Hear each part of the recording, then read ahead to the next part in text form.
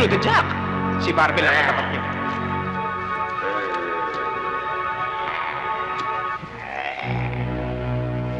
Captain Barbell! Uy, ang bigat.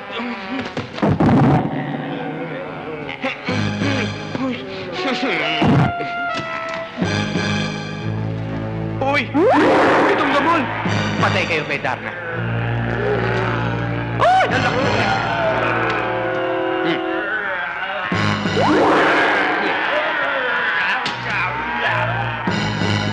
Dana! Ay! Sandali, ah. Nakasi. Hoy, dumadami na kayo, ah.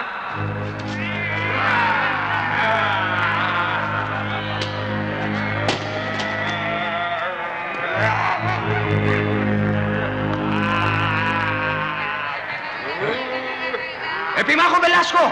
Ay! Panday! Panda!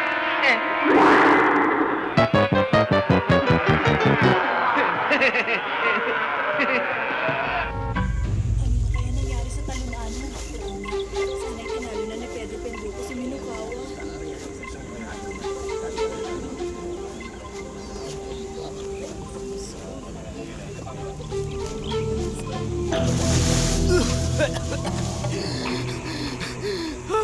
Tulong! Tulungan niyo ako! Tayo na!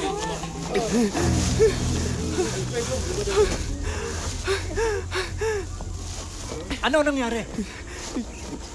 Minokawa!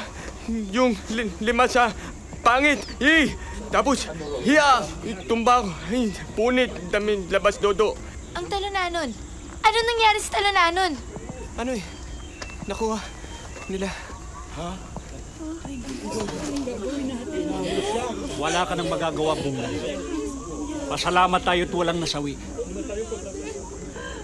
Pero ang kailangan natin ay makatakas. Kasalanan mo to eh. Hindi dahil sa'yo, sana naligtas ko pa ang aking bayan. Bakit pa kasi pumunta ka dito? Wala ka naman silbi. Wala kang silbi! Bulan! Tama si Bulan. Wala na akong silbi. Nakuha ni Minokawa ang medalyon. May pag-asa pa. Pupunta tayo sa bayan ng Duluan. At doon tayo maghahanda. Hindi mo ba ako narinig? Game over na ako. Wala akong lakas pag wala akong medalyon. Iuuwi kita. Tulad na naipangako ko sa'yo. Pero wag ngayon. Kailan pa naman? Ang tagal-tagal naman. Diyos ko, nahulog ako sa pusa. Hindi ako maaaring magkamali. Ang nakalaban natin ay si Pedro Penduko. Ngunit Minokawa, matagal na ang patay si Penduko. Huwag mo siyang pagtutuan ng trap. Siya na nga ang tanging nakakilala kay Penduko. Ako. At isa pa. Subalit ang kilala natin Penduko ay isang matinik na mandirigma. Ang nakasagupa natin ay katawa-tawa ng umaban. Huwag kayong pakasisiguro. Taglay ng kalaban natin. Ang tunay na medalyon ni Pedro Penduko. Minokawa!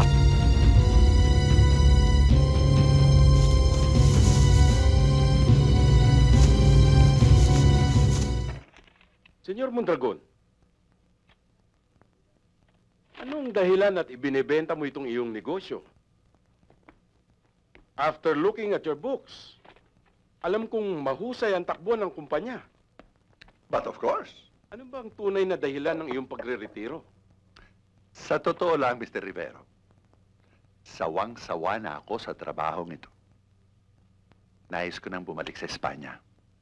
Ang mga anak ko, ang mga apo ko, nandun lahat sa Espanya. What's the use of making so much money if you can't enjoy it with them? Tama ka. Tama ka, Senyor Mondragon. Mr. Rivero, kaya kayo ang pinili ko napagbentahan ng negosyong ito dahil kilalang-kilala kayo sa buong industriya na may pagmamalasakit sa pangmaliit na tao. Tungkol sa kanila, wala kang dapat alalahanin. I will retain them. Basta makapasa sila sa standard ko. Tungkol naman doon sa matatanda, palagay ko karapatan lang nila na bigyan ko sila ng separation pay. Mayroon sana akong hihinging pabor sa Ano yun? yung utility boy ko, saka yung driver, 10 taon na nagsisirbisa. Matapat? Marangal. Tatanawin kong parang special favor nyo sa akin kung i-retain nyo sila. Don't worry, no problem. I will retain them. Basta't makapasa nga sila sa IQ test. Pangalan? Antonio Banderas, Iwatawat. Parang narinig ko na yan, Bueno, Antonio, Sir, eto ang 20 pesos. aanin ko tong 20 pesos, sir. Pumunta ka sa Shangri-La Hotel. Tignan mo kung nandun ako. Oh, ba't hindi ka pa umalis? Tinatandaan ko yung mukha nyo, baka hindi ko kayo makilala.